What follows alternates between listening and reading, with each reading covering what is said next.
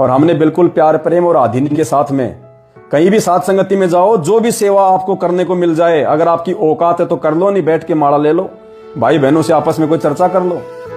फालतू में राग द्वेष ईर्ष्या करने की जरूरत नहीं है कि उसने मेरे को ये बोल दिया, उसने ये बोला मेरे को, वो पहले सेवा मैं कर रहा था अब उसने छीन ली, ये कर दिया। मर जाओगे, सूखे सूखे मरोगे, ध्यान रखना, सूखे।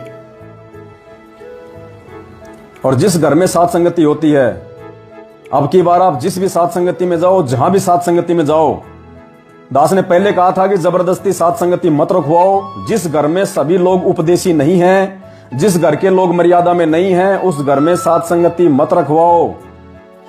अब की बार आप नोट कर लेना, जिस घर में साथ संगति है उसमें यदि पूरा परिवार उपदेशी नहीं है, और पूरा परिवार यदि परमात्मा की मर्यादाओं में नहीं है, पूरा परिवार यदि बिल्कुल, अगर किसी भी परिवार के सदस्य के आंख में, नाक में, कान में कोई सोना चांदी, कोई नकली, कोई चूड़ा चाड़ी कुछ भी दिखाई दे जाए, वहां से उठ के आ जाओ, बिल्कुल उठ के आ जाओ कि भगत जी हमें कोई लेना देना नहीं है। अगर आपके घर में आपके लोग बात नहीं मानते हैं, आपके घर में सभी लोग उपदेशी नहीं है, तो आप क्यों पंगा ले रहे हो बीच में? कोई जरूरी है आपको साथ संगति करवाना?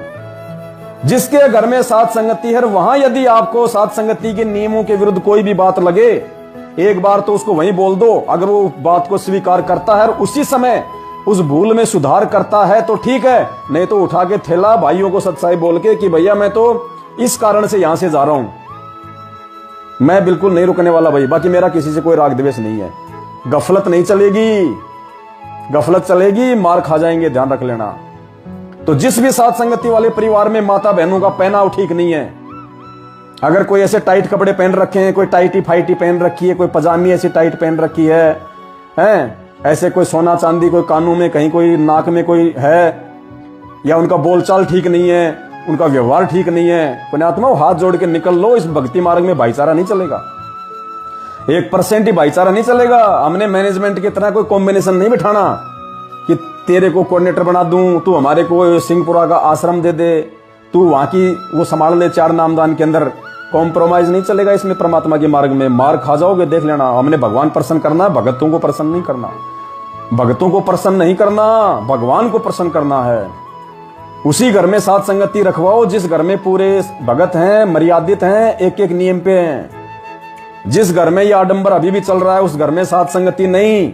चाहे कोई जी हो, चाहे कोई भी हो, चाहे XYZ कोई भी, परमात्मा से बढ़ के कोई नहीं है।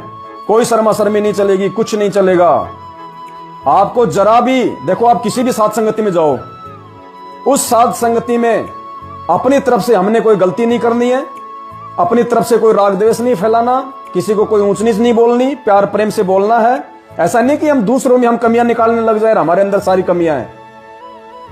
अगर उस घर में आपको लगता है साथ संगतियों के नियमों के विरुद्ध, तो ऐसा नहीं कि उठा के थैला भाग लिया, नहीं, अगले को पहले प्यार से समझाओ कि भगत जी आप वीडियो नहीं देखते या आपको मालूम नहीं है ये क्या है। भगत जी आप साथ संगति रखवा रहे हो, आपकी बेटी ने नाक में सोना पहन रखा है, आपकी पत्नी ने कान में सोना पहन रखा है।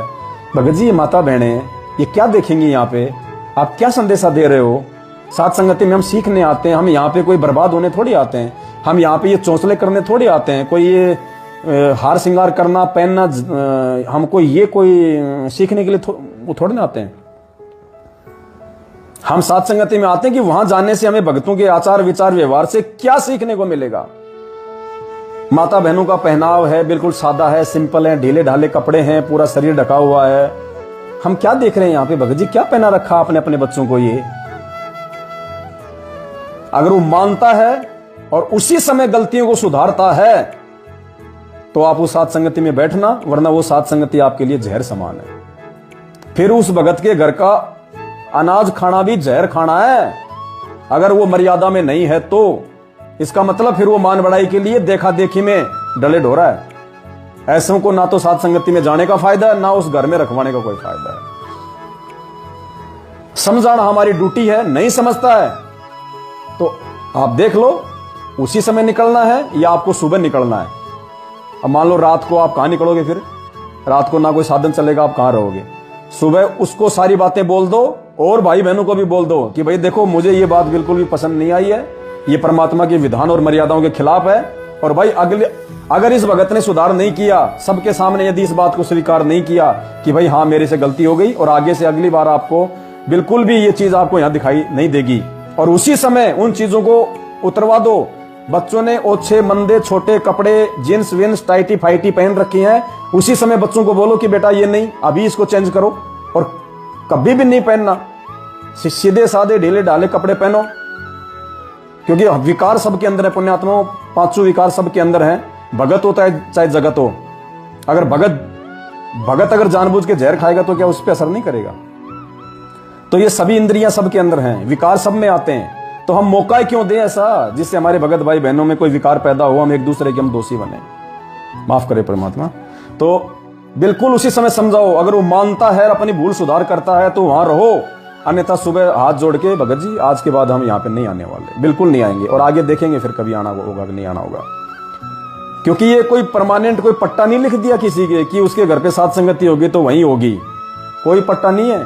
जब तक मर्यादा में है तब तक होगी, गुरु जी का आदेश और आशीर्वाद होगा तब तक होगी, अन्यथा कोई नहीं आने वाला, कोई नहीं जाने वाला। अब मूर्ख नहीं है कोई संगत में, तो बहुत सोच समझ के प्यार प्रेम से, और बिल्कुल साथ संगति में जाने वालों ने भी अगर कोई सवाल जवाब करना है सामने वाले से, मान लो कोई गलती हो रही है तो ऐसा नहीं कि जाते उसके सीने में उसके तीर मार दो, साइड में बैठा के प्यार से समझाओ उसको अकेले को कि भगत जी देखो ये गलती है। ऐसा भी नहीं कि छोटी छोटी बातों की आप गलती निकालने लग जाओ, भगत जी आपने टमाटर ऐसे नीचे कैसे डाल दिया, ये झूठा हो गया वो हो गया, ऐसे नहीं।